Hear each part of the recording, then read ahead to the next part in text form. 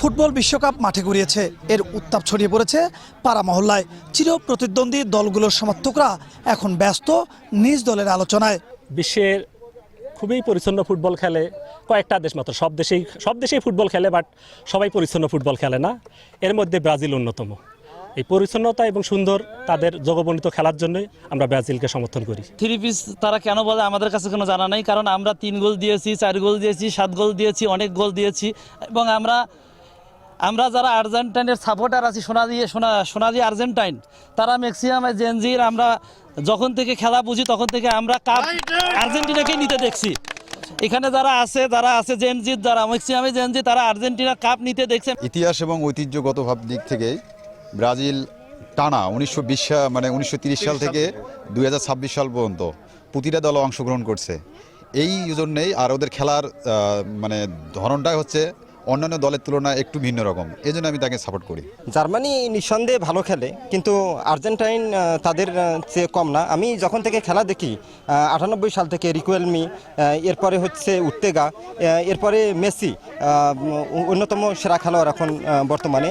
জার্মানিকে তারা তাদের বাবা মনে করে, এই কারণে এটা তাদের নিজেদের সম্পত্তি হিসেবে তারা জাহির করে। আসলে এটা তাদের নিজেদের অর্জন না, এটা জাস্ট আমাদের খেপানোর জন্য তারা। আমাদের কিন্তু 5 স্টার আছে, আমাদের 5 স্টার আছে, 5 স্টার। আর আমরা যদি আরো বলি, তাদের ইতিহাস যদি দেখি, আমরা দেখি যে 1985 সালে তারা 11-0 গোলে হেরেছে। 7টা তো কোনো ব্যাপারে না, তারা 11টা গোলে হেরেছিল, সেই তুলনায় 7টা মামুলি ব্যাপার।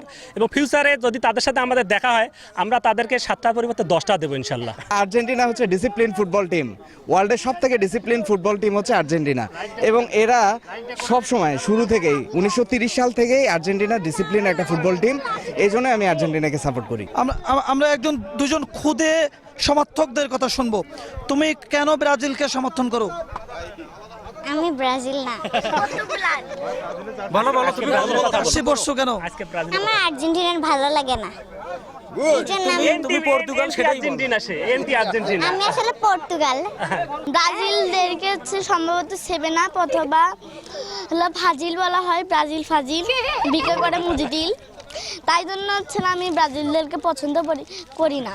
তর্ক বিতর্ক আর আলোচনা, এখন একটাই লক্ষ্য, প্রিয় দলের বিজয়। এ নিয়ে চলছে চুলছেরা বিশ্লেষণ। বিপ্লব ইসলাম, সময় সংবাদ, গাইবান্ধা।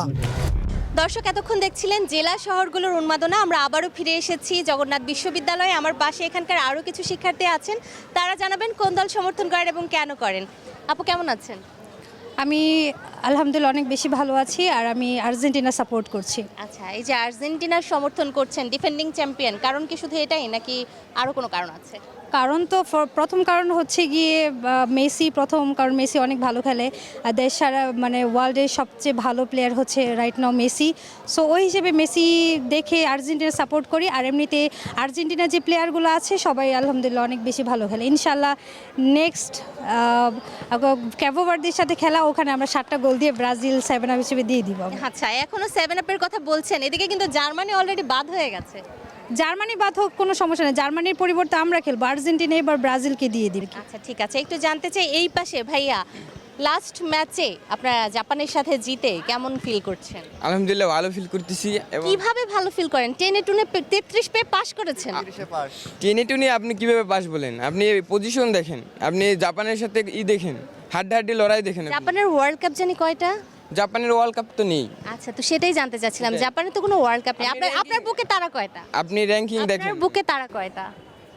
আপনার বুকে কয়টা? আমার বুকে তারা তো 5টি। 5টা তারা নিয়ে তারাহীন একটা দলের সাথে একদম ঘাম ঝরিয়ে লাস্ট মোমেন্ট, এটাকে 33 বলে না? আপনি তারাহীন বলতেছেন, আপনি র্যাঙ্কিং দেখেন। জাপান বর্তমান বিশ্বে 18 নম্বর র্যাঙ্কিং দল। আপনারা তো র্যাঙ্কিং দেখা সেদিন থেকেই বন্ধ করে দিয়েছিলেন, যেদিন থেকে হাইতির সাথে খেলেছেন। তখন বলেছেন এই বিশ্বকাপে যত দল খেলে সব দলই হচ্ছে ভালো দল। এখন আবার র্যাঙ্কিংয়ে ফিরে আসলেন কেন? আপনাকে এটাও দেখতে হবে যে আমাদের গ্রুপ পর্বে হচ্ছে মরক্কো, যার র্যাঙ্কিং 6, তাদের সাথেও আমরা কিন্তু খেলে আসছি। আচ্ছা, ঠিক আছে। একটু এ পাশে যেতে চাই। আপু, কোন দল সাপোর্ট করেন? ব্রাজিল। কেন ব্রাজিল? ভালো লাগে, ছোটবেলা থেকে ব্রাজিল সাপোর্টার। সেই ভালো লাগাটা কি পরিবারের সবাই ব্রাজিল করতো ওই জায়গা থেকে? আমার ভাই করতো, আমি করতাম ছোটবেলা থেকেই। ছোটবেলায় আমার ভাইও ব্রাজিল করতো, আমাকে ব্রাজিলের জার্সি পরাতো। বড় হয়ে আমি আবার সেটা ক্যারি করি নাই। তো ব্যাপারটা আপনি আবার ক্যারি করেছেন, মন থেকে ভালো লাগে নাকি ওই যে ভাই যেহেতু পড়িয়েছে একবার তো করতে হবে? মন থেকে অ্যাকসেপ্ট করছি দেখেই তো। আর নেইমার যথেষ্ট ভালো খেলে, তো ভালো খেলে, ভালো একটা দল, তা আমি কেন সাপোর্ট করব না? নেইমারের খেলা আপনি দেখতে পান? আমরা তো দেখি যে 12 মাসের মধ্যে 13 মাসই ইনজুরিতে থাকে।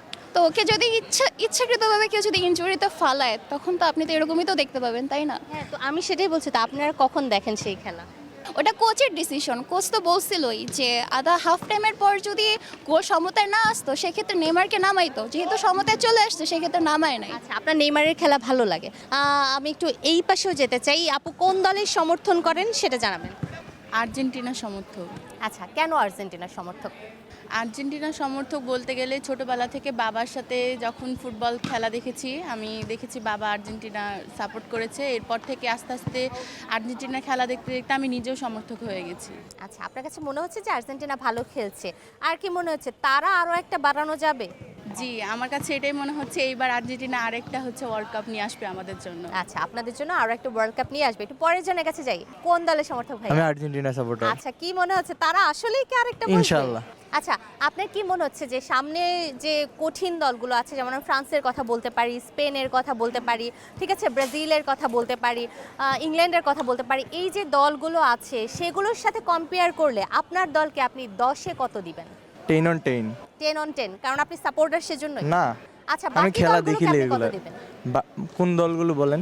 স্পেন, ফ্রান্স, দেন হচ্ছে Brazil. France 10 on 10, Spain 10 out of 9, Spain.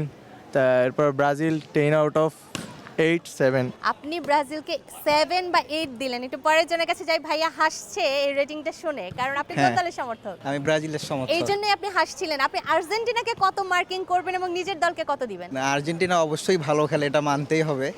আর্জেন্টিনাকে আমি 10 out of 10-ই দেবো, তবে ব্রাজিলকেও 10 out of 10 দেবো, যেহেতু আমি ব্রাজিলকে সাপোর্ট করি। 10 out of 10। আপনি কি ব্রাজিল এবং আর্জেন্টিনাকে মুখোমুখি হতে দেখতে চান? অবশ্যই দেখতে মানে চাই। সাহস কি আছে?